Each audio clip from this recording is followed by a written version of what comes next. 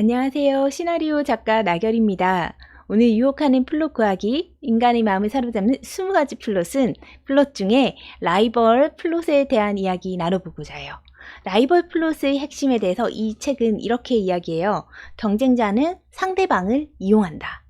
어떻게 이 플롯이 구성되어지는지 오늘 함께 공부해 보도록 하고, 라이벌 플롯을 쓰시고 계시는 분이 있거나 계획 중인 분들이 있다면 오늘 시간 유용하게 도움되길 간절히 바랍니다.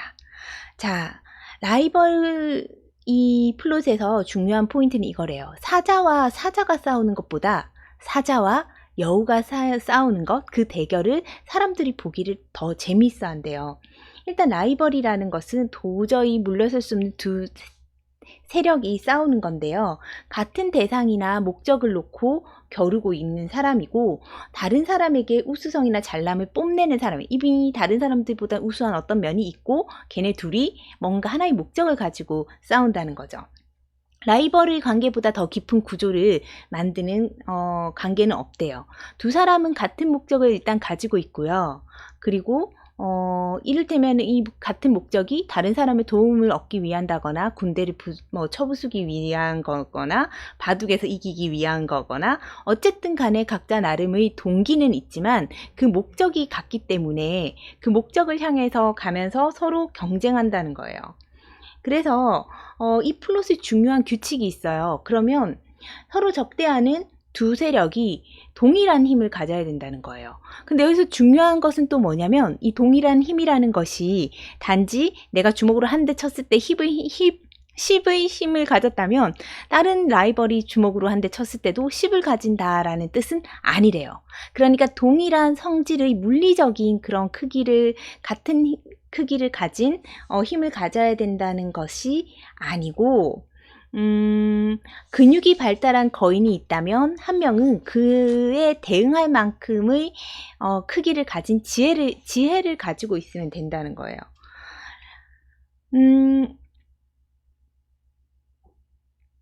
예를 들면은 이 시나리오의 라이벌 구조라는 것이, 라이벌 플롯이라는 것은 레슬링 경기랑은 다르다는 거예요. 레슬링 경기는 그냥 물리적인 힘으로만 싸우기 때문에 체급이 같을 때 재밌죠.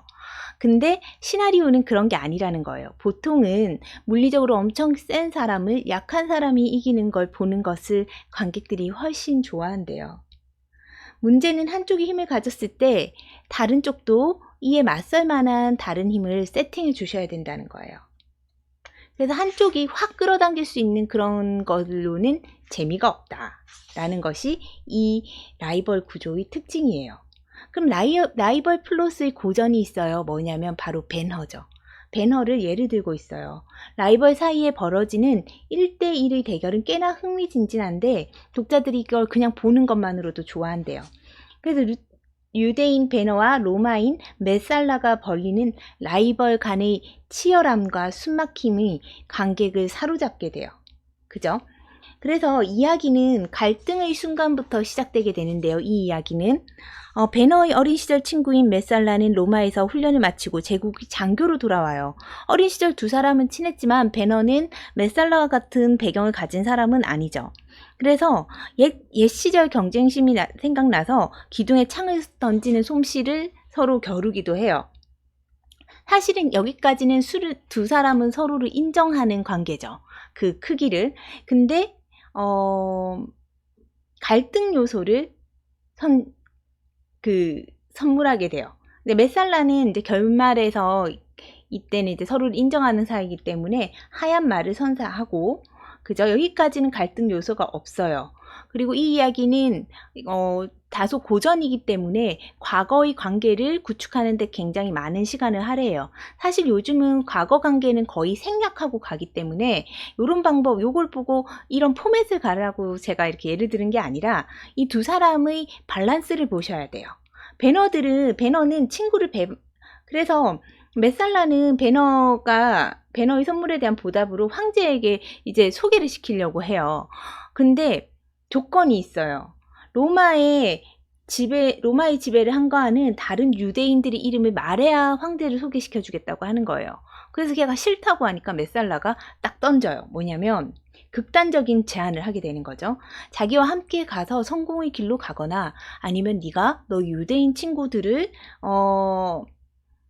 지키겠다는 것은 자기에게 저항하고 대항하는 거니까 그 힘에 대항하거나 둘 중에 하나를 선택하라는 거예요. 배너는 뭘 선택하는 사람인가요? 자신의 이익에 따라서 움직이는 사람은 절대 주인공이 될 수가 없죠.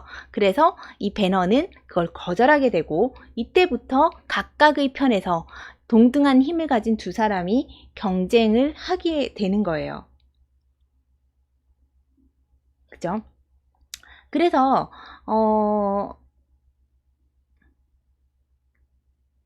일단은 이 두 경쟁자가 있으면 여기서는 메살라죠. 메살라가 여러 가지를 바탕으로 해서 배너의 어머니나 가족들을 죽이기도 하고 뭐 모두 체포해 가기도 하고 가족을 뭐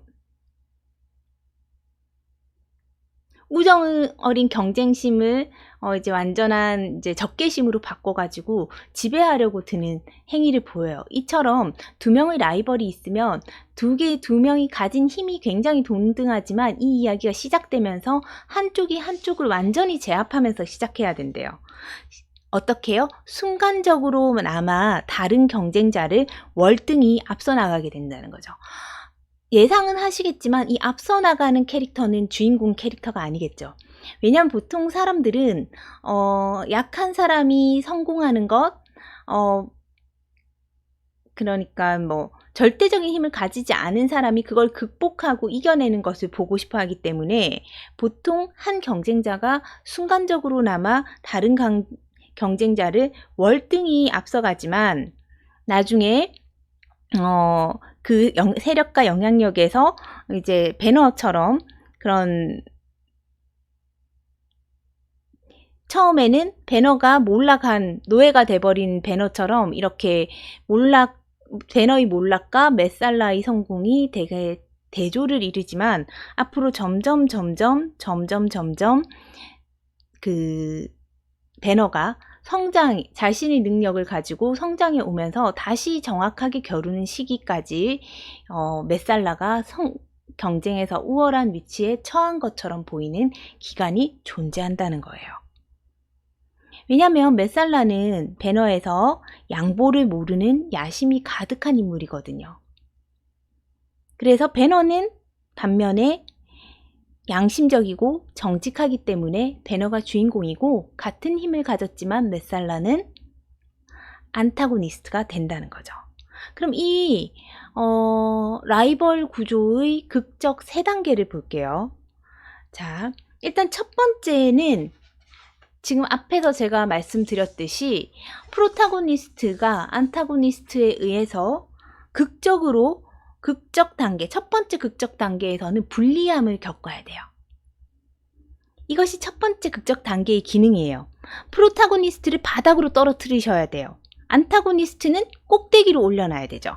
그래야지 이게 겨루기 위해서 가는 기간까지가 이 영화의 주된 내용이 될 거기 때문에요. 그래서 라이벌의 곡선이 최대한 벌어지게 세팅을 하셔야 돼요.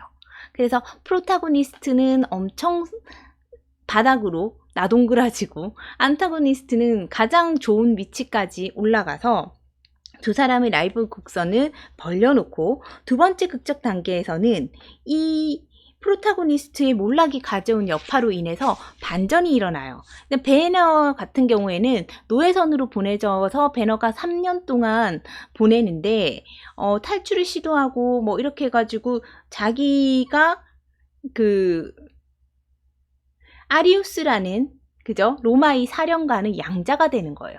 그래서 그렇게 땅바닥으로 내쳐진 그 상황이 오히려 뒤에 보면은 긍정적으로 할 수 있는 여기서 보면은 오히려 반전을 만들 수 있는 계기를 가져오도록 세팅을 해야 된다는 거예요. 그래서 배너는 그런 식으로 첫 번째 극적 단계에서는 안타고니스트가 프로타고니스트에게 도전하게 되고 그것 때문에 몰락하게 된 프로타고니스트가 두 번째 극적 단계에서는 반전을 노려서 준비를 해서 안타고니스트에게 도전하러 오는 거예요. 배너 같은 경우에도 마찬가지로 그런 식으로 진행돼요. 근데 사실은 이들은 상황이 엎치락 뒤치락 하지만 근본적으로 가지고 있는 힘 자체는 같은 힘을 가지고 있어요. 배너는 아직도 엄마와 그 동생의 소식을 모르기 때문에 찾아 헤매고, 여자친구는 오히려 그 동생과 엄마가 그 문둥병 소굴에 문둥병 환자 소굴에 넣어놨는데 그거를 말 안 하고 죽었다고 이렇게 알려주잖아요. 그래서 복수의 의지가, 배너가 이제 그런 안 좋은 상황들 때문에 더 복수의 의지가 타오르면서 반전의 기회를 노리게 된다는 거예요. 그래서 힘을 회복한 프로타고니스트는, 왜냐면 프로타고니스트가 원래 힘이 있는데 몰락했잖아요. 근데 그 힘을 되찾기 위해 필요한 건 뭐냐면은 도덕적으로 더욱 정당한 동기를 부여받았을 때 그 힘을 잘 이 방어를 준비하는 그 힘이 생긴다는 거예요. 그럼 세 번째 이 이야기 극적 단계는 피할 수 없는 둘의 대결이라는 거예요. 그러니까 첫 번째는 안타고니스트가 프로타고니스트를 건드려서 프로타고니스트가 나락으로 떨어지고, 두 번째 극적 단계에서는 프로타고니스트가 그 나락으로 떨어진 데서 반전을 꾀할 수 있는 새로운 반전의 기회를 잡고, 그 과정 속에서 자신의 도덕적 목적을, 동기를 강화시킬 수 있는 어떤 일을 접하면서 더 강인한 정신력이 되어서 돌아와서 세 번째 극적 단계에서 둘이 대결을 벌이는 게 전체의 내용이라는 거예요. 그래서 시크 족장이 세 번째 극적 단계에서 배너에서는 시크 족장이 배너에게 메살라와의 경주에서 자신이 훈련시킨 말을 사용하라고 하고, 메살라에게는 그의 전 재산을 경주에 걸도록 해서 둘 다 엄청 열심히 싸워야 되는 상황을 만들어주는 거예요. 정말 지지 않으려고 하고 그 말을 타고 막 달리는 그 장면들은 아직까지도 굉장히 스릴 있는 장면으로 우리가 기억하고 있잖아요. 그래서 어쨌든 이 세 가지 단계를 정확하게 잘 표현한 것이 배너라고 합니다. 어쨌든 이 라이벌 플롯은 서로의 힘이 대등하다는 게 중요하대요. 왜냐하면 대등할수록 경쟁이 치열해지기 때문에요. 움직이지 않는 대상이 피할 수 없는 힘을 만났을 때 발생하는 것이 라이벌 플롯이에요.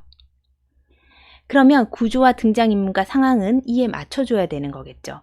우선 같은 목적을 지닌 채 갈등하며 경쟁하는 두 등장인물을 정하셔야 되고요.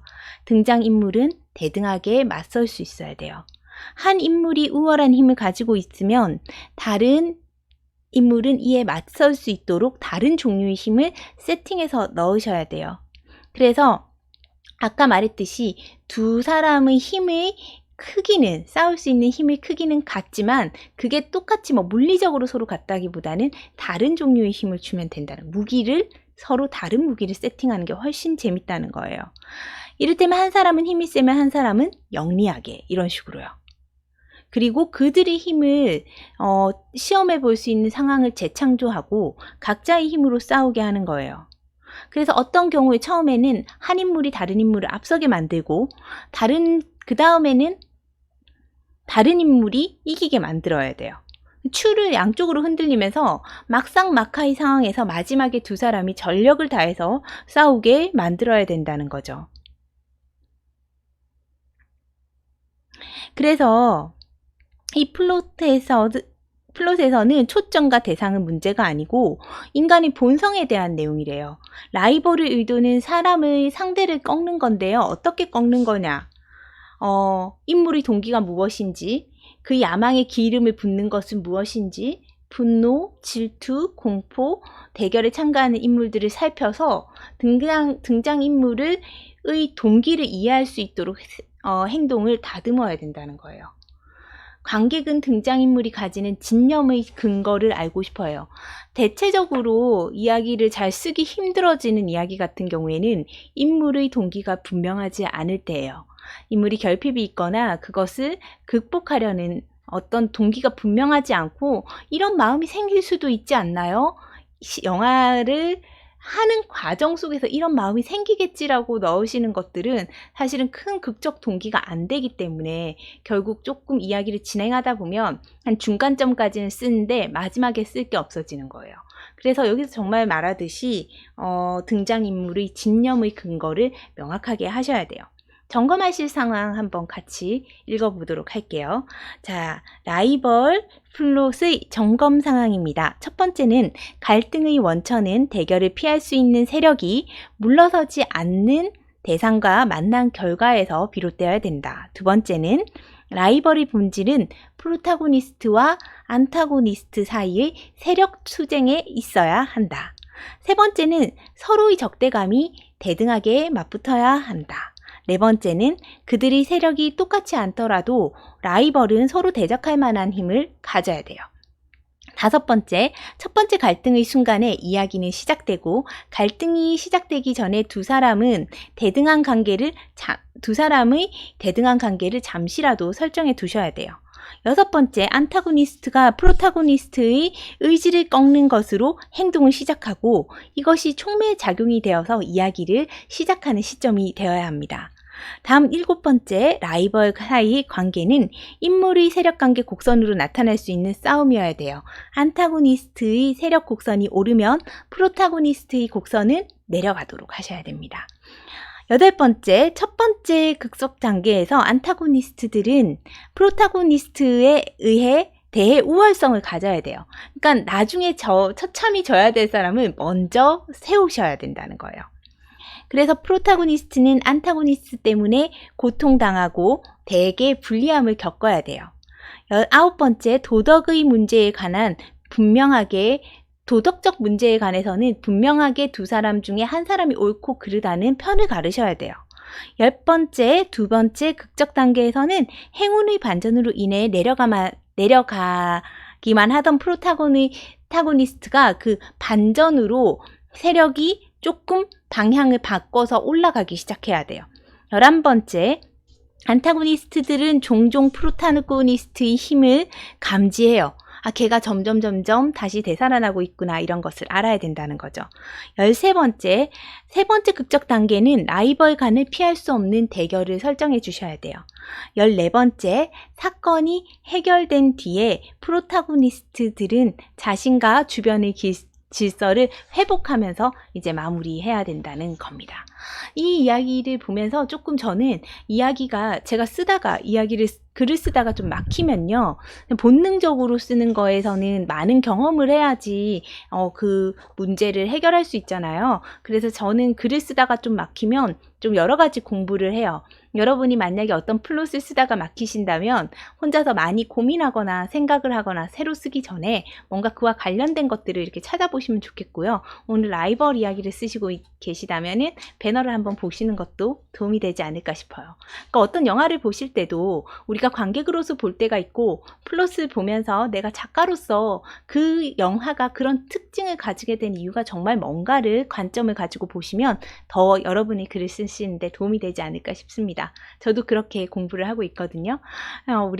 그래서 우리 이렇게 공부하면서 각자 원하는 만큼 실력을 갖춘 작가가 됐으면 좋겠습니다. 오늘도 함께 해주셔서 감사하고 항상 좋은 글 쓰시길 바랍니다. 감사합니다. 또 뵐게요.